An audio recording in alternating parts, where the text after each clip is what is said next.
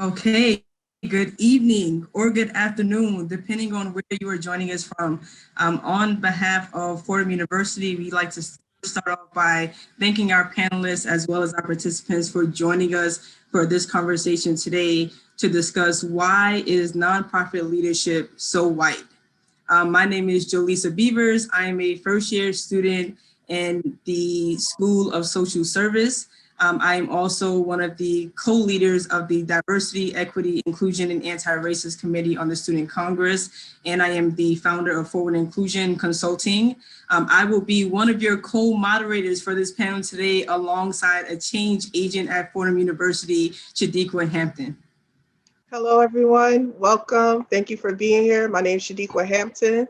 I am a specialist year student in the online MSW program. So shout out to all my May graduates. We're almost there. I'm also a co-leader of Student Congress and a member of the Action Committee, the student representative of the Action Committee, as well as the Black Student Caucus. So I'm really excited about participating and bringing this panel together just so we can talk about diversity and nonprofit leadership, because participation and representation is power. Today, we welcome our panelists, Christina Contreras, who is the Executive Director of NYC Health and Hospitals, Jess Danhauser, who is the President and CEO of Grand Wyndham, Damon Kelly, Dr. Damon Kelly, who is the President and CEO of Lutheran Services of New York, as well as Maria Lizardo, who's the Executive Director of Northern Manhattan Improvement Corporation. So again, thank you all for coming to discuss why nonprofit leadership is so white. And for our first question, I think we're just gonna kick it off and get your views and your responses to that. So why do you think that's the case? And in terms of racial equity, what's working and what's not working within your organization or sector? So I'll jump in and start. So thank you for the opportunity to talk about this serious issue. I think the human services sector, the leadership is so white because if we look at this sector from a historical perspective, it was never about racial equity. It was never about equity or diversity. The social service sector, the human service sector, was basically founded through the origination of the settlement houses to assist Eastern European immigrants who were coming to this country to acclimate to the United States. It wasn't about helping them improve their lives. That's something that occurred later.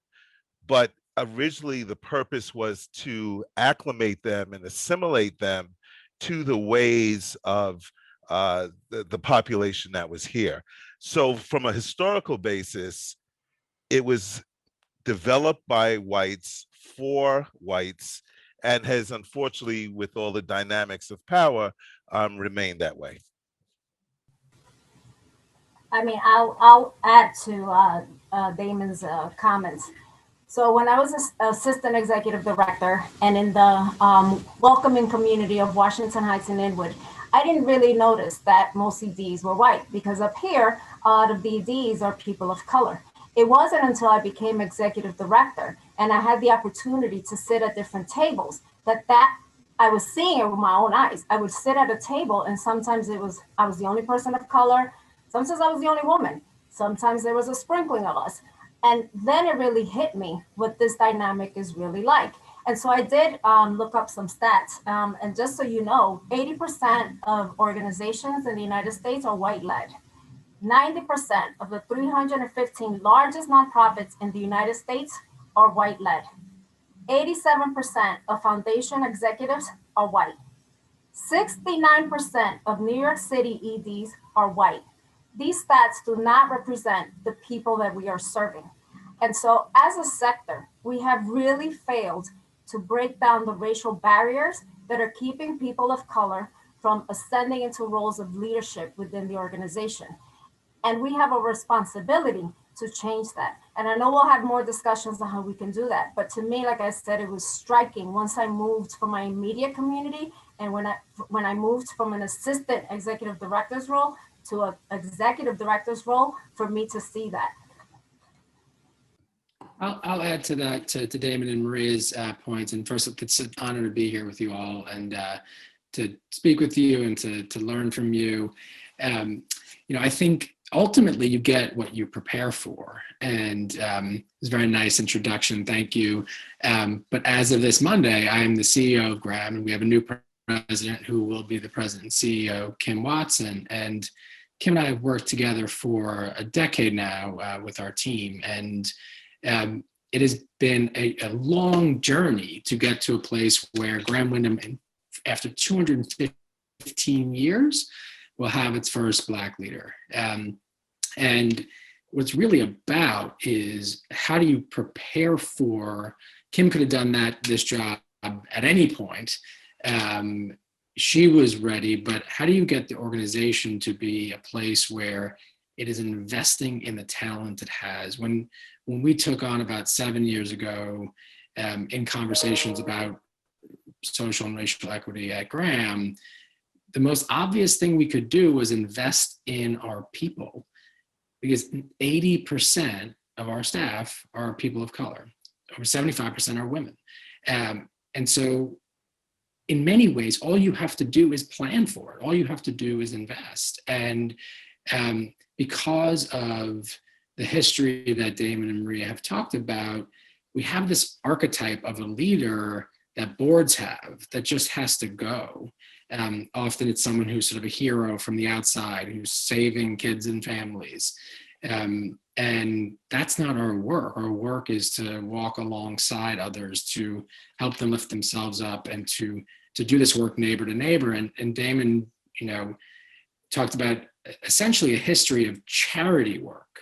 That's not the work that we're supposed to be doing. And so when we really commit to the right work, I think there's no other outcome than to change these unfortunate demographics of leadership right now. I also want to say it's a pleasure for me to join this wonderful panel, and thank you for the group, the committee, for putting this together. These are obviously very relevant and important topics, and I'm glad that we are able to have some candid and transparent conversations. I work for Health and Hospital, and I have to say I'm blessed in a way, because the organization that I work for does reflect or take into consideration diversity, inclusion. They understand the importance of the leadership and the staff to kind of reflect the community that we serve. But I do understand, being an immigrant woman of color, that I have the opportunity through this particular organization to work my way up in the executive leadership right now. But I understand, unfortunately, that all the nonprofit and not necessarily provide the same opportunity. And I want to just highlight that we all know this, but the fact that a lot of we're not represented is not necessarily because of the lack of qualification, ambition, or the diverse population. It's just, there's a lot of other things that we're going to talk more about. But I wanted to highlight that there's a lot of, between all of us can come up with a lot of suggestions and recommendations to our community, so they can understand things that we can actually do concretely to help the situation. And that brings us to the second question. So there are over 100 people on the call right now that are listening to you to really understand why nonprofit leadership is so white, right? And it's such a diverse group of individuals on this call. So there may be individuals that are students at Fordham that have just finished undergrad and have worked in different locations, but they can in social work.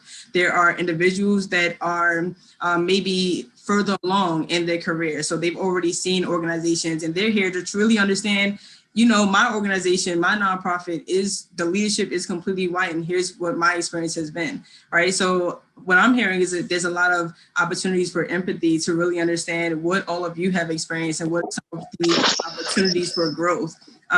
So with that, that we have is, what measures should organizations have in place to prevent the tokenization of BIPOC? And BIPOC, standing for, the audience is Black, Indigenous, and people of color. So I would love to hear from Damon, as someone that has done this work and spoken about diversity, equity, and inclusion, and specifically around the topic of a lack of Black leadership. And then also, Jess, you just said that you're a CEO, and you just said something about the first Black person and they're hiring someone, right? So we would love to hear from you next.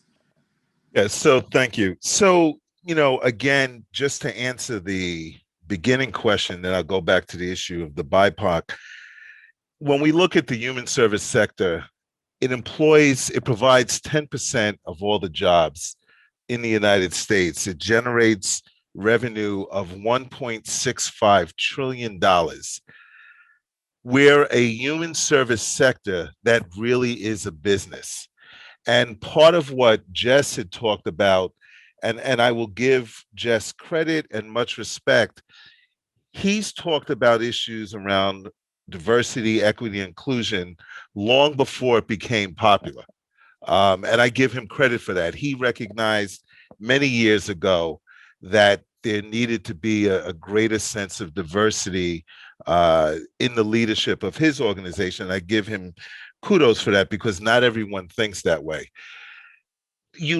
One of the things that we don't want to see is people getting jobs just to address what is now the flavor of the month. So I am personally, and again, this is my own feeling, against this idea of organizations hiring quote unquote diversity officers, because in my eyes, that's tokenization. That's saying to somebody that your responsibility is to make sure that the organization is diverse, is equitable, is inclusive. But oftentimes those individuals are not C-suite level employees. So they don't have the ability to change the culture of the organization, which is really required to present issues of tokenization. They're also not paid at the same level.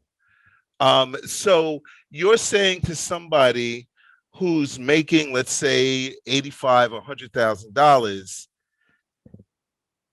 and they're reporting to somebody that makes $150,000, and their job is to tell that individual, hey, you need to increase diversity in this organization. It's not going to work. And so one of the best ways that you could prevent that is making sure that people who have a seat at the table really have authority and decision-making responsibilities, because that's the only way you're going to prevent tokenization.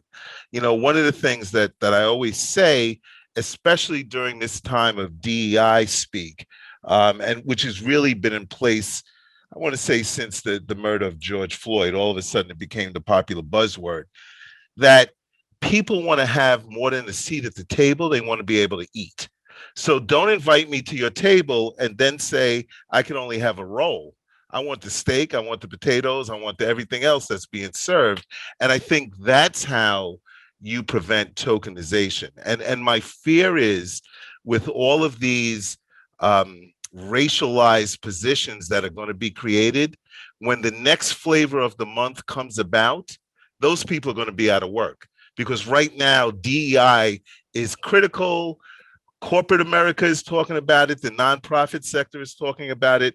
But what happens 2 years down the road when maybe it's LGBTQ issues that come to the forefront? We've got to take into consideration that issues around diversity, equity, and inclusion are not one-time fixes. This is a sector that has been in operation for a long, long time, and it's not going to change overnight. And my fear is that too many people are doing things for the immediate and not thinking long term. I agree with all of that, and I appreciate Damon's very kind words. I've had mentors like Ann Williams Isom, your new Dumpson chair, who I worked together with many years ago at ACS, who taught me very early on about understanding. I think I was 26 or 27. I became the chief of staff to the commissioner of ACS, and I thought, that was normal. And I was, running around trying to get a lot of stuff done, and she would sit me down and tell me, how to really listen. And I think that's really the thing to do all this, is that we have to be grounded in what our kids are telling us, in sort of our work at Graham Wyndham, what our kids are telling us, what our parents are telling us, what our staff are telling us. And if you really just open up to that, and it can be very painful. I mean, there are moments where tough questions about, why are you in this role? What is your privilege that led to that? And you have to be, it is the responsibility of white leaders in this work.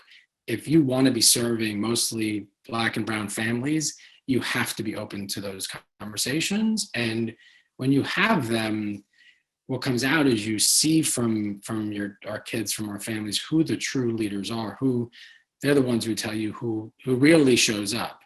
And you build on that, and you really invest in that growth. And I think the other thing is, we're very strategic at Graham. We always have a very clear vision. We've had it, a vision for the last 10 years about where we're headed. And in thinking about what's the right leadership for the right time, to Damon's point, it's not because it's, the right thing to say now. The reason Kim is the right next leader for Graham is we just decided, we're closing our residential programs. We are, really focused on how do you go deeper into community. I'm not from Brownsville, East New York. Kim is, right? I mean, going deeper into community means something to me, important, but to really know it and how to do it, she has that skill set where those partnerships, she has a skill set that she absolutely builds culture. I didn't know how to build culture, organizational culture. I came into Graham thinking practice, what's the program array? What are the right protocols? And we were building this beautiful culture. And I knew I was smart enough not to mess it up, but Kim and our colleagues, on our team really built that. And that's what's going to sustain Graham. And so I read an article recently about, there's a big, obviously pushed more board members of color. If you don't have a reason why that this is the right next step for this leader, for this board member, I mean, you need to do better thinking, because there always is a reason why. But that is another way to go back to your question about tokenism, to avoid tokenism. Who is the best leader at the right time, and what is the skill set that you're looking for? And if you're grounded in what your kids and families, in our case, are telling you, that most likely is going to be somebody who has experience doing work with them and experience in their lives in the communities that we serve. Thank you so much for that. What I heard was decision-making power, and especially among those that are closest to the work, those with the shared experiences of those that you're serving. So Maria and Christina, Maria is someone that has worked in a very diverse location and then a very white location, right? What are some of the examples or some of the examples or recommendations that you would have to avoid tokenism? Well, when I first came to NIMIC in '98, I was the only director sitting at the table that was a person of color. And as the years have gone by, and I became ED in 2014, we really started to look not only at our leadership, but also our board. At that time, our board was primarily white. And we recognized as a team that we needed to really make some changes, and not for the sake of making changes. We need to reflect the communities that we serve. Most of our people are people of color who are coming through our doors. And what best way to send a message that we are here for you is by reflecting that in our board and our leadership. So today, 60% of our board is people of color. Half of our leadership team is people of color, and we continue to expand on our management team. So they are mostly people of color, supervisors and managers. And we're doing that by really tapping within our internal talent. I'm homegrown. I grew up within NIMIC. And so what best way than to have your leadership, to have your supervisors, your managers, be someone who came in as a case manager and you have invested in them. As an organization, we have a responsibility to invest in our talent. Now, sometimes we run into roadblocks. You know, we don't have the funding, we don't have this, we don't have that, but we can definitely come up with other creative ways to make this happen. We can pair people. We can have a mentorship program where we have leaders pairing up with, direct services staff. We can have affinity groups. You know, these are the things that will support staff as they reach their goals of leadership. So when this whole, and I want to go to Damon's point of DEI work, when it became the buzzword, I was freaking out. I was like, oh my God, NIMIC is so far behind. We haven't done any of this. Oh my God. And people have these beautiful plans and they've had focus groups. I mean, from top to bottom, up and down. We hadn't done any of that. Not in the conscious way of doing it. We've been doing it by doing our work, by investing in our staff, by working on a salary scale. Money talks, you know. I'm sorry, but you still got to pay your bills. You still got to pay rent. And if we're underpaying you, but yet we're paying counterparts, people, white people of your counterparts more than you, we have to fix that. And how do we fix that? By looking at our salaries and being conscious of how we structure them so that way we can have pay parity within the organization. Also, our lowest paid staff are security and maintenance. So they're always on the forefront. They've been ahead of the minimum wage since I stepped into this role. This minimum wage does not get you anything in New York City.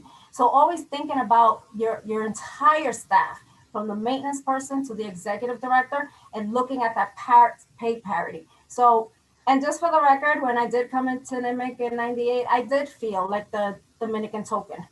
I was the one paraded out there, speaking on behalf of my people, speaking on behalf of women. Guess what? I'm not a token. My value are my qualifications and the work that I'm doing, and I will not be tokenized ever again, ever. And I encourage all of you not to allow yourself to be tokenized. That is an unpaid position. You get paid for everything you do. You get paid for your talent. Yes, I agree, love it. Maria. Well said. If I may add, yes, it's important to be, but it's important to represent too. I'm just tapping into something that you said, but it is important to represent. It's important for us to show the children, the youth, that people like us, and they look like us, and that they can also attain similar positions, because we don't have a lot of that, and that's important for them to see that. And I also wanted to say, when you're talking about mentorship, that's very, very important. That's key. The boards, it has to reflect. It makes a difference with recruitment, mentorship, supporting the organizations in order for us to really make a difference and empower racial injustice and activists. We really have to invest in education in our workforce. We have to make sure that there's adequate training, education in the implicit bias. We have to build connections with the community. We have to go beyond the recruiting and the hiring, because once we hire the right people, we have to mentor them, we have to develop them, we have to make sure that we also know how to grow them into leadership roles, and more important, to keep. Yeah, I'm having difficulties, I'm sorry. But we struggle, and it's difficult sometimes because the majority of us either have single homes, or we're struggling financially, or we have some challenges, and when the positions is offered, we have to reconsider, because it might not be necessarily what is the best for our families.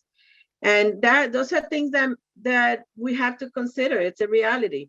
And I also would like to encourage people, for some reason, we got to also open up our own nonprofits. We have to consider becoming entrepreneurs ourselves, and kind of like set the tone for future groups, so they can feel empowered and also have positions.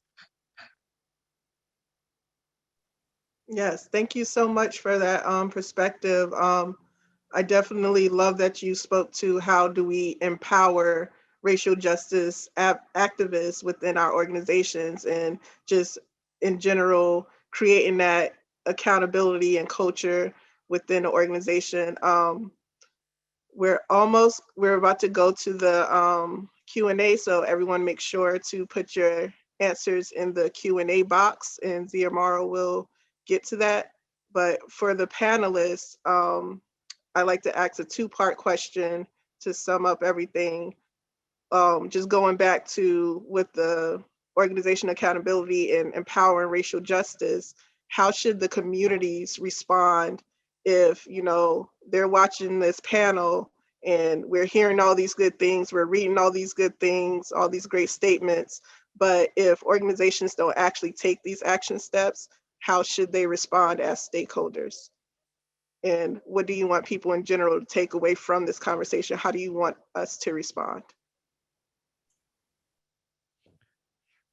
I would say that the change is going to come from the funding sources. I mean, if we're going to be honest, if philanthropy doesn't measure an organization's value by the diversity of its leadership, then it's not going to change. If government, you know, when you take a civil service test, you're given a couple of extra points if you're a veteran, if you're disabled. Well, maybe in the contract awarding of contracts with city government or state contracts, you get a couple of extra points for the diversity of leadership. You know, the position of leadership in the nonprofit sector is an extremely powerful one. You know, for some organizations, you have control for millions of dollars in contracts. You're providing opportunities of employment. There's a lot of power in that position. And that power is not going to be given up very easily unless it's forced to give up, unless it's forced to give it up. So my recommendation would really be for philanthropy and for government to reevaluate how they award contracts. The community-based organization that has a $2 million budget, but is really embedded in a community is just as valuable and just as important, and maybe more so than the larger agencies. And so that, you know, those two entities need to consider that. I am accountable to our staff. Those are my bosses. I know the board is technically my boss, but our staff is who I'm accountable to. And so I have a responsibility to make sure that we are reflective of the communities that we serve. And that falls on me, but I also challenge our staff to question me when they don't see that, when they disagree with something. I'm not saying we're going to agree and go the way the staff feels, but staff also, we give them a seat at the table through the various committees that we have. I mean, when we plan our general staff meeting, I don't plan it. Sometimes I'm not even on the agenda to speak. It is staff who develop the agenda. They decide what they want to talk about.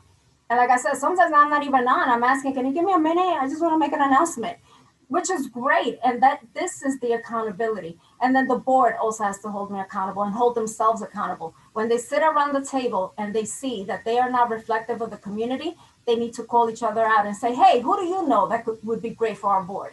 Who do you know? Who would you recommend?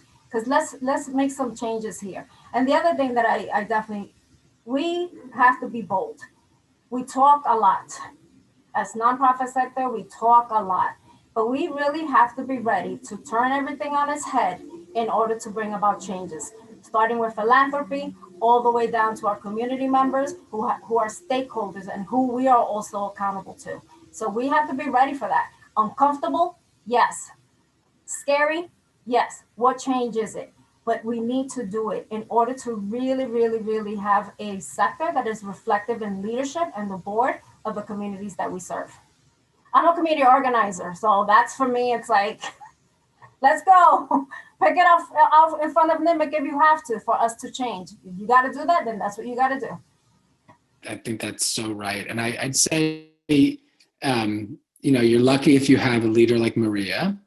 And if you don't, I think, while I agree with all the cautions about the moment and about, you know, DEI being something that's just, you know, the flavor of the month, to use Damon's term, I think what is good about the moment is that people cannot ignore you bringing up these concerns. And, you know, my perspective, I always said to the Graham staff, my responsibility to you is that I have to answer any question about why I made this decision. I have to listen, and then I have to make choices. And if you disagree, I have to at least be able to tell you why I think it is the right thing for our vision and our mission. And if I can't answer that question, then it is not, I'm not doing my job. I'm not being accountable to you, as Maria said. And I think about it the same way. I think I have 5,000 bosses. I have our staff, we have our kids and families, and I have our board, and you better be as responsive to each one. And no one is more important than any other. And so I just say that, know that you have power, know that you have a voice. And this is a moment where that is particularly amplified. And don't let it be a moment. Let's not let it be a moment. Indeed, let's be bold, but use the moment and make sure that accountability flows upward as well. So as Shiriko said, alongside this conversation where you all have been bringing up accountability, alongside that conversation has been empowerment. So there's such a wide range of experience on this panel, which makes you all great panelists, right?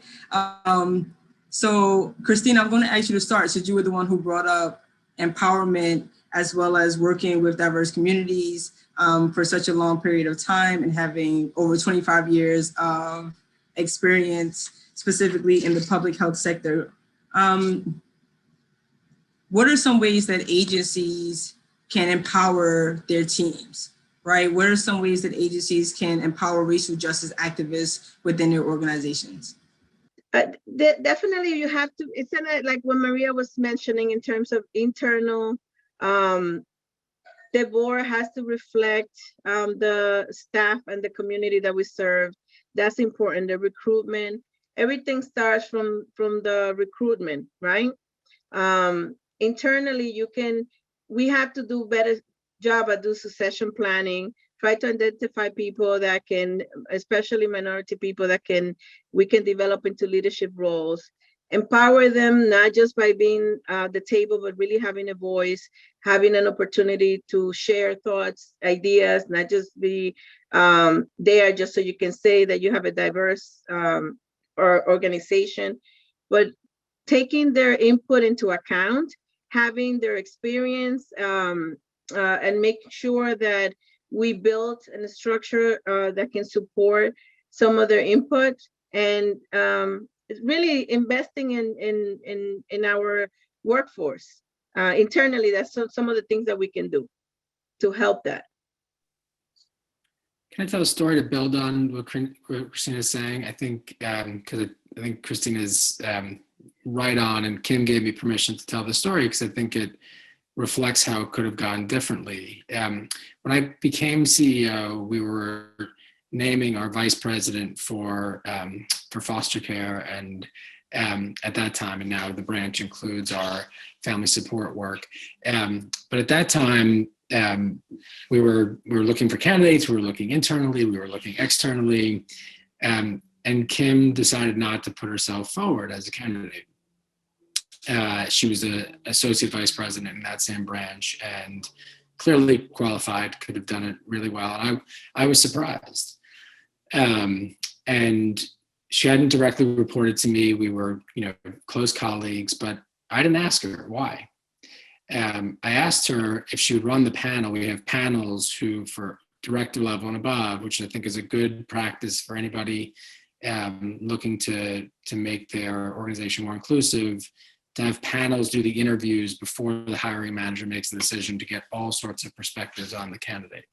And so I asked her, would she lead the panel? Because I thought she was best positioned to pick who would, or help me pick who would be the next person.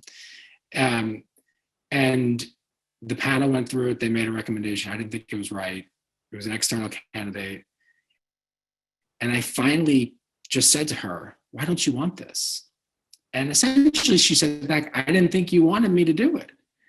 And that changed our entire relationship. And we really dug in and said, what are we missing in our communication that you think I'm looking for something different? And and you're not going to challenge me on that, so I invite you to challenge me. And what signals am I giving that that might suggest that you're not right for this position? And from there, we really thought about how we do that for everybody. And I had a great mentor, Melinda Wolf, who was the head of diversity at Amex many years ago. And that was her single number one thing for a white leader, is if you want someone to lead who's of color, tell them. Do not sort of hold it. You need to be very, very clear about that. So wanted to share that.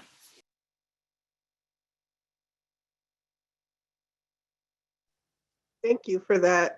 We're going to get to the general Q&A in a moment, but I also wanted to ask a question for my fellow co-moderator, Jolisa, since you mentioned that you are actually an entrepreneur, someone who's building your own nonprofit, and so you're in a leadership position. What do you think of all this, and how can we as a community support you, empower you as not just a leader, but as a social work student? I really appreciate that. And I think that this has been super helpful. I'm definitely taking away a lot of notes, especially around the shared decision-making and investing in your people. Because I love that Damon had also mentioned something that stuck to me because it was around funding. So there's a lot of data around BIPOC communities not really receiving the funding that you need to really grow an organization. With the PPP loans, it was like 2% of Black women were actually able to receive any of those loans if you ran a small business. So I think that having more of these conversations, an opportunity to network, an opportunity to work alongside folks that are on this panel, folks that are at the Fordham University, folks like yourself, Shiriko, right, and doing that learning and being able to network gives an opportunity to really share some of the work we're doing, because my work is really around this conversation, like anti-racism, anti-oppression, and really shifting the behaviors and the hearts and minds of individuals so that we can lead differently, we can act differently, we can behave differently, and start to shift our systems and shift some of our policies and programs. So I definitely think that this conversation has been helpful, but the conversation of like funding, shared accountability, your board is really sticking out to me, as we have a board of 5 members. And now I think I have some action steps and some next steps for planning after this dialogue. I just wanted to add something to, because I know Damon mentioned philanthropy, but let me tell you who the biggest culprit in this is our city, state, and federal government, who don't fully pay us for the work that is done, who pay us 80 cents on the dollar, and talk about all this rhetoric about racial justice. You know what? Put your money where your mouth is. Pay me $1. If I'm giving $1 worth of work, pay me $1. Because guess what? I can pay my rent. I could do regular increases for staff. We've been fighting at the state level for a COLA for years. Guess what they tell us? No, every year it's not in the budget. So it's not just philanthropy that we need to hold accountable. It's also city, state, and federal government who don't pay us what we need to get paid to provide these services. Oh yeah, Maria, and don't even get me started on payments, because take the social work profession per se. I mean, we are like the #1 advocate for everything, all the social injustices, all the inequalities, all the people that are constantly, we go in the profession because we're passionate about it and we want to do the right thing, and we believe in social justice. And at the end of the day, when it comes to advocating for us, take Fordham University. I mean, I'm sure that, it's a wonderful experience, but it's a very costly profession, and yet the salaries don't compensate the kind of work, the intensity of the work, the I guess the emotional stress related to what we do. And I think that we need to turn our advocacy and include us in the list and put us in the top of the list as well, because we have to make sure that we advocate for justice for ourselves and for what we do, and the compensation for the work that we do. And it's just not, I'm not longer like practicing social work, but the profession is in my heart and it's what I know. And the reality is that we need to be part of that as well. And that's not, the compensation is not equitable to the work that we do and the commitment and the passion and the advocacy. So yeah, don't get me started with that, Maria, please.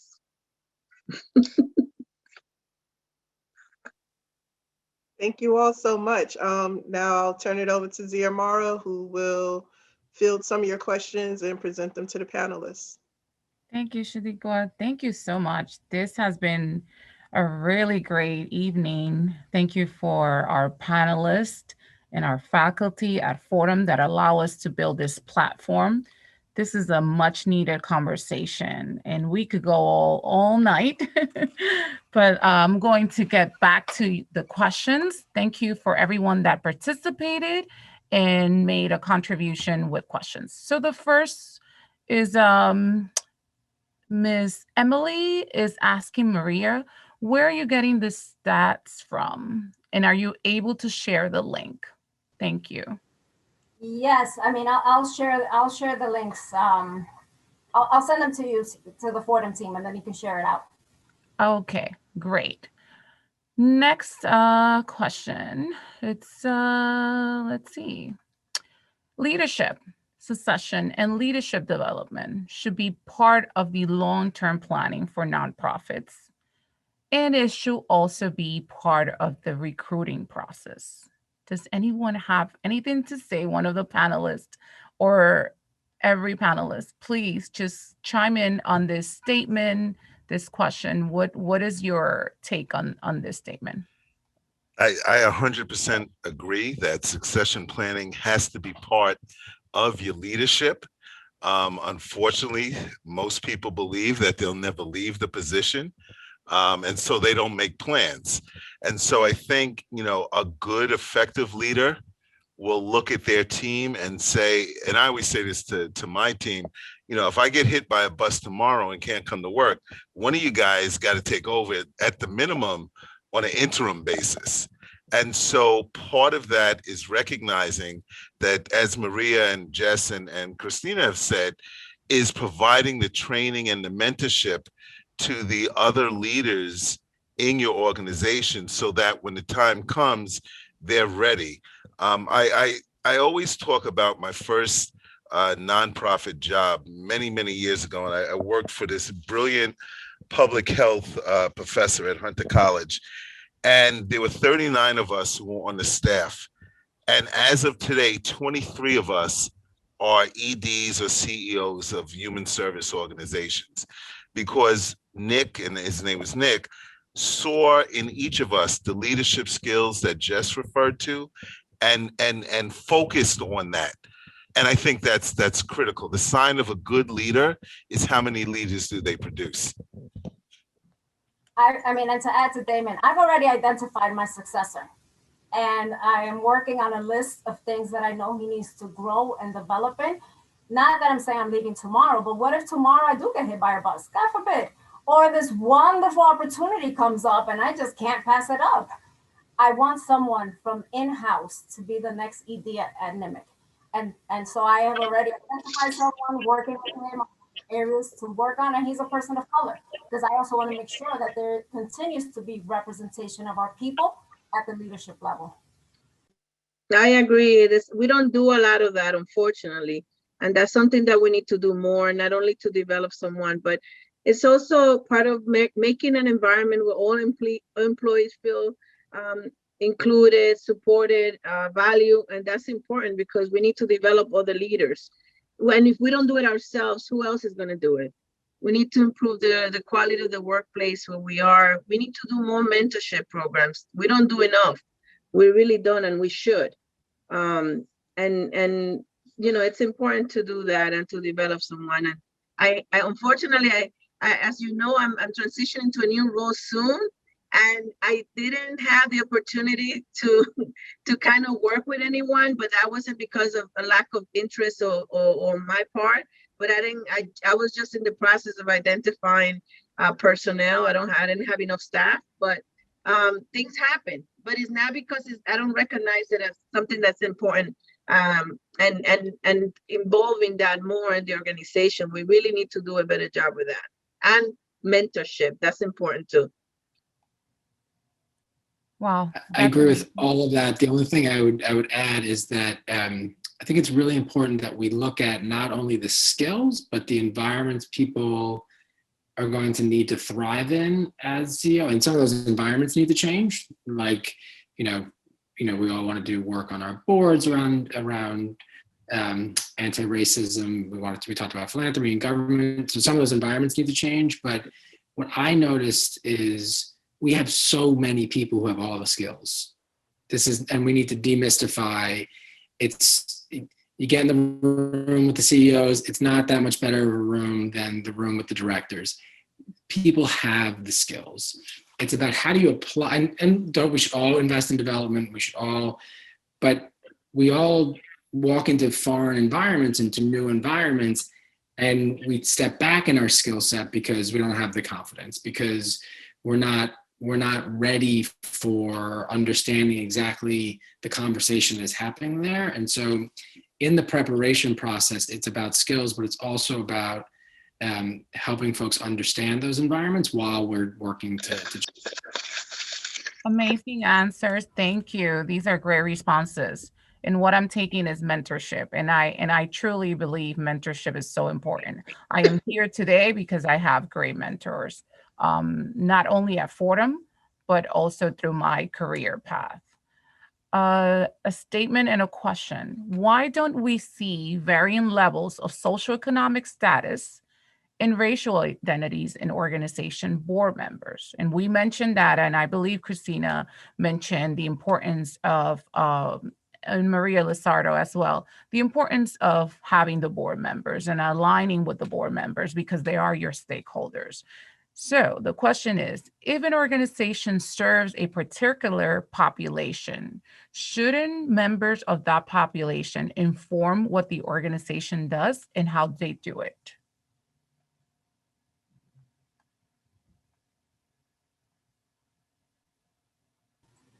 I mean, our services exist because of the communities that we're in.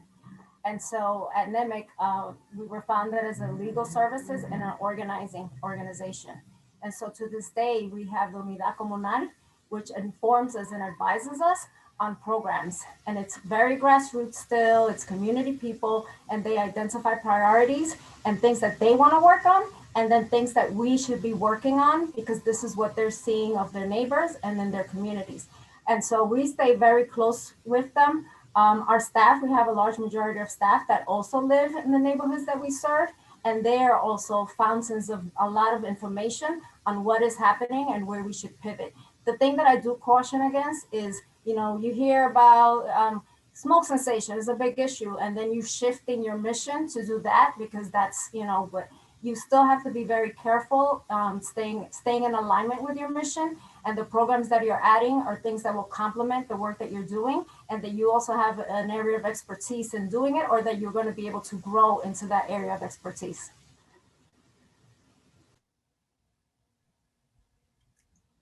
Fantastic. Anyone else has? I would just add, I'm proud of some of the work our board is doing.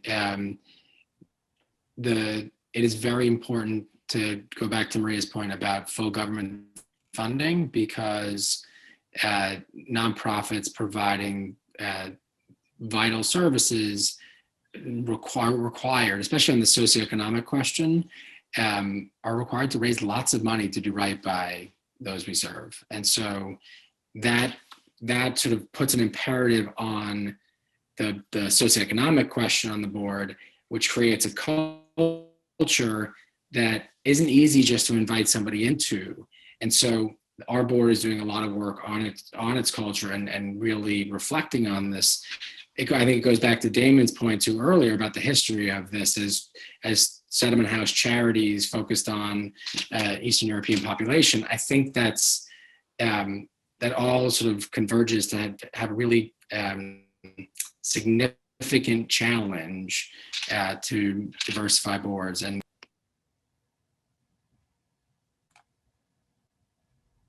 Fantastic.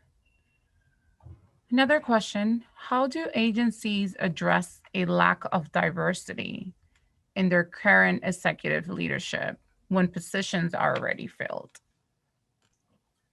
So, one of the things that we've got to be realistic about is that it's the board that hires the CEO or the executive director. And so, for example, in my doctoral research, it clearly showed that the racial makeup of the board determines who the leader of that organization is. So that's one of the reasons why diversity is so important. And so, there's not a lack of talent. The talent is there, the education there is, the skill sets are there. It's really getting the board to understand, that people of color can run these organizations. Really quickly, I'll use myself as an example. I work for an organization that's probably the least diverse religious entity in the United States. And I truly believe that the only reason why I have this job is because 50% of the board are people of color and 50% of the board, I'm sorry, 60-40. 60% are white and 40% are people of color. The difference is that there were 3 people on the search committee who were people of color.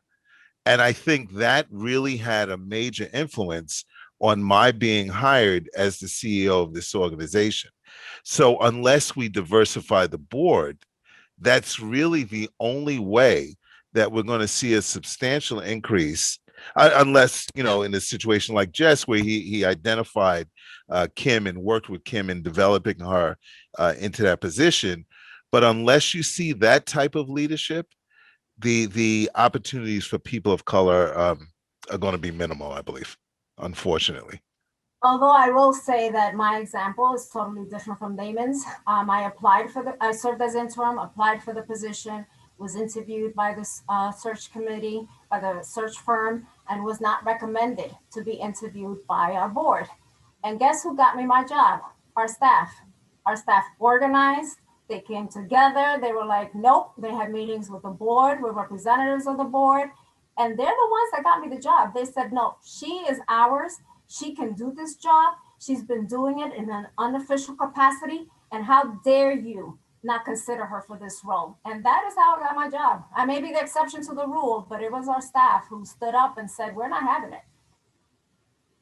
Thank you so much. Thank you. These are great responses. And for the last question of the night, we just want to be mindful of everyone's time. How can persons who do not receive this level of support within their agencies find mentors? That's a good one. I want to know myself. I would say reach out to people. If you want, it goes back to the salary issue. Social workers need to be greater advocates for themselves. We advocate for everybody else. We need to advocate for ourselves. If you see somebody and you respect the work that they do, go up to them and talk to them and say, hey, I'm a social work student, or I'm in this graduate program. This is what I'm interested in. Sometimes all it takes is asking. So that's what I would encourage you to do. If you're going to speak up for a client but can't speak up for yourself, I don't need you. I want you to be just an effective advocate for yourself than you can be for the people that you serve. I totally agree with Damon. Throughout my life, I have seen and met people, and I'm like, you're going to be my mentor, and that's the way it's going to work out. And I have simply asked, and we've naturally evolved into, I have mentors that I've had for decades. And even now, at this age, I still look around for potential mentors because I'm always learning. Every day is a new adventure. And so just be open about it and ask, and you'd be surprised. I agree. And that has been my experience as well. And Damien is right, Maria is right. We have to be our number one advocates, and we got to identify what we need and who has what we need and ask. We don't lose anything. In my organization, we don't have a mentorship program, but I would love to mentor anyone, and anyone that has approached me and asked me, I'm willing to do what I have to do to help anyone. I agree with all of that. I guess I would just add that I saw in the Q&A too, something about burnout and how folks get burnt out doing the direct practice work before they get to the leadership level. And I think I think that's right. And I think we as organizations need to do a better job, not just at telling people to do self-care, but really caring for them and creating, real healthy environments and cultures, and seek that out. If you don't, organizations, are dying, always looking for talent. And so go to a place where you're going to be valued, and don't be afraid to say, this isn't the right place for me. No one loves all the turnover that we have, but there's a reason for it. And organizations that treat their teams right should be the ones getting stronger and stronger. So seek that out. Thank you so much to the amazing panel for your great responses, for your time, and for bringing your expertise in this subject matter. Like I said, this is a much needed conversation. We should see more of these type of forums to build awareness, some sense of awareness around culture and inclusion, diversity. And as social workers, we cannot be shy for our own selves, right? So back to you, Shadiqua, and back to you, Jalisa. Thank you so much, everyone. So to echo Ziamaro, thank you so much. And on behalf of GSS Action Committee for Racial and Social Justice, I want to let you all know that we are going to follow up with some materials, specifically a survey to get your input about what you would like the next steps for them to be. I believe we're advocating specifically for a leadership program, nonprofit leadership program to be reinstated. So again, participation is power, advocacy is key. We would love to get your insight and hear your voice. Joe, you have anything else? Another thank you, some more thank yous, some quick takeaways around, but I really appreciate it really quickly, 1 minute, about this panel is that the conversation was, why is nonprofit leadership so white? And in this discussion, we started to discuss how we can make sure that nonprofit leadership isn't so white without tokenization, right? So we spoke about decision-making power. We spoke about leadership roles being filled by those that have the same experiences. We spoke about diversity on the board, not just being identity, but perspective and experiences. We spoke about investing in your people through mentoring and affinity groups. We spoke about aiming for economic mobility individually through pay equity, Maria, individually through pay equity and organizational through philanthropy, and then leadership. So the last thing I want to say is leadership. We spoke a lot about leadership, practicing empathy, vulnerability, openness, and accountability to their teams and to their board. So with that, I just wanted to end with some takeaways for folks that are our participants to take with them. Again, as Shadiqua said, there will be a survey or form coming to you later this week. And we again, thank you to all the panelists and all of our participants and to Fordham for having this opportunity.